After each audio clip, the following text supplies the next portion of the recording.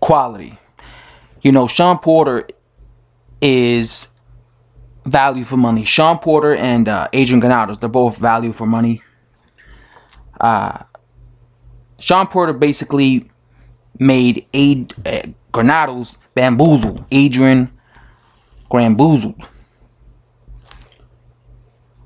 This was a very exciting fight, but it was pretty obvious that there's levels in boxing.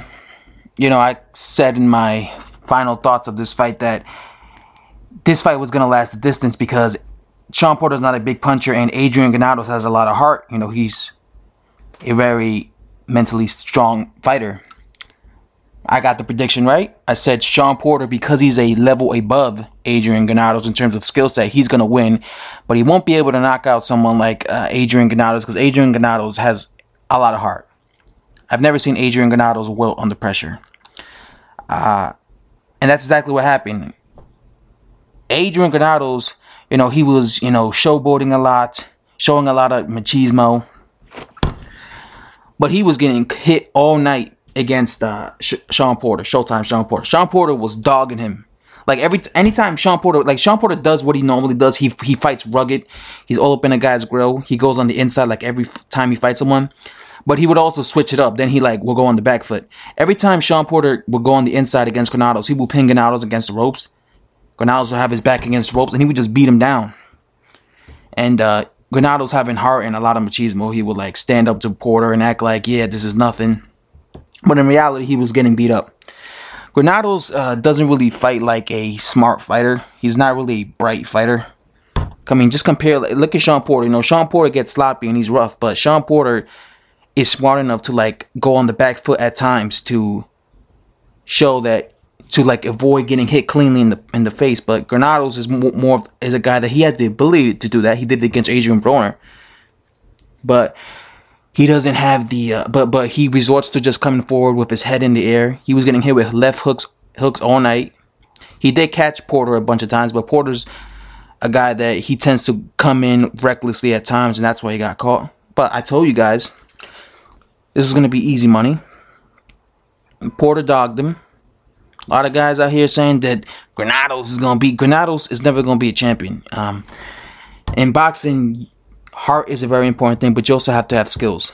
Granados has the heart of the champion. He has the mind frame of the champion, very determined, but he doesn't have the skill set. You look at Shawn Porter. Shawn Porter had the heart, the mindset, but he also had the skill set to go with that. Granados is just one of those guys that he doesn't have the skill set. He has the, you know, like I said, the mindset, but not the skill set. And that's why he's never going to be a champion. He's going to be one of those guys that, because he takes a lot of punches, by the time he's like 34, he's going to be shot.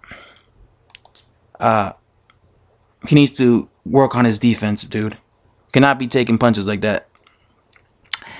This is you know, one thing I noticed, I've never seen Shawn Porter in a boring fight. Shawn Porter is always in exciting fights. The Kell Brook fight was exciting. Keith Thurman fight was exciting. This fight, Adrian Granados, was exciting. The Andre Berto fight was exciting. The Paulie Malignaggi fight was exciting. He's always in exciting fights because he brings the fight to his fighters. And he has this amazing ability, because Shawn Porter is a beast.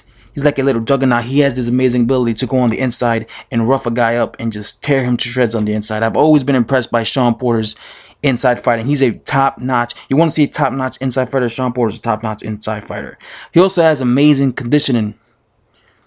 Because a lot of times when guys fight like Shawn Porter, they could only go for like 5 rounds and then they start gassing out. Shawn Porter, you see him dogging the guy in the first 5 rounds, and you go to round 12, he's still dogging the dude on the inside. So Shawn Porter has phenomenal conditioning. You know, you see videos of him doing like yoga and stuff.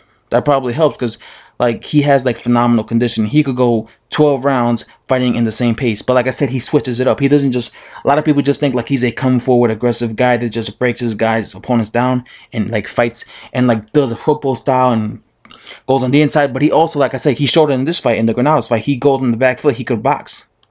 He could outbox guys. This is why I really want to see Shawn Porter face Errol Spence Jr. Because I think stylistically, And this is why I'm a big fan of Shawn Porter, because he's always in exciting fights. You know, a lot of people saying, well, he's ducking Errol Spence. Yeah, he's ducking. He might be ducking him, but he's not the only fighter ducking him. And obviously, I'm not using this as an excuse, but he's still a top-notch fighter, and he's still, in my opinion, very entertaining. He's a guy that you wouldn't mind paying money to watch him fight because he's entertaining, right? Value for money. I've always felt the way to beat Errol Spence Jr. is actually to fight him on the inside. This is why I've always felt it would be very interesting to see Shawn Porter versus Errol Spence Jr. Because Shawn Porter is an expert inside fighter. Shawn Porter and Errol Spence Jr. are both good inside fighters, but they're both different kind of inside fighters. Errol Spence is a guy that will break it down with body shots, right? And he'll come forward behind the jab. But Shawn Porter is a guy that will be all up in your grill, you know, Andre Ward style, football style, you know, wrestling style, MMA style. You know, he's all up in your grill, and he doesn't give you a chance to breathe. This is a perfect example of this. You see this picture here, where you see Shawn Porter's all up in Adrian Granados' grill. Adrian Granados is just tilted over because he has Shawn Porter all up in his grill. He can't get him off him. This is the type of style that Shawn Porter fights, and that's why I think it will be fascinating to see Shawn Porter in there with Errol Spence Jr. because Errol Spence Jr., I think the way to beat him is to fight him on the inside. You know, when if you look at Mike Tyson was a very aggressive fighter. But when he fought Evander Holyfield went on the inside against him. And Mike Tyson, being a bully, he didn't know how to deal with a guy fighting on the inside. And this is how I feel is kind of the same way with Errol Spence Jr. Even Buster Douglas was fighting him on the inside like that. This is why I feel, though. It's like the way to beat Errol Spence Jr. is to fight like Shawn Porter. I'm not saying I'll pick Shawn Porter to win, but I'm saying I think that would be a very fascinating fight. Of course, Shawn Porter is going to have to, you know, actually fight him. Because, you know, I'm not saying he's not ducking him. He's coming up with these excuses. You know, so I don't know about that. But I'm a big fan of Shawn Porter. I'm not going to just not stop supporting Shawn Porter just because I think he's ducking Errol Spence Jr. These are both one of my favorite fighters. I've always enjoyed Shawn Porter's style because he's aggressive. I like my aggressive fighters. Where could Adrian Granados go from here?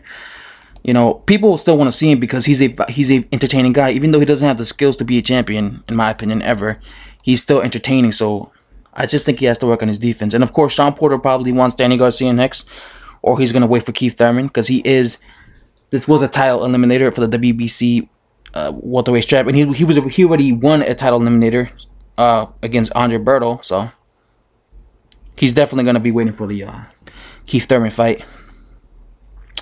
So yeah, guys, what do you guys think of this fight? I thought it was entertaining. Hopefully, the Bermain Stavern versus Deontay Wilder is entertaining as well. So that's probably gonna give next, I believe. And yeah, guys, let me know what you guys think, and thanks for watching. Subscribe.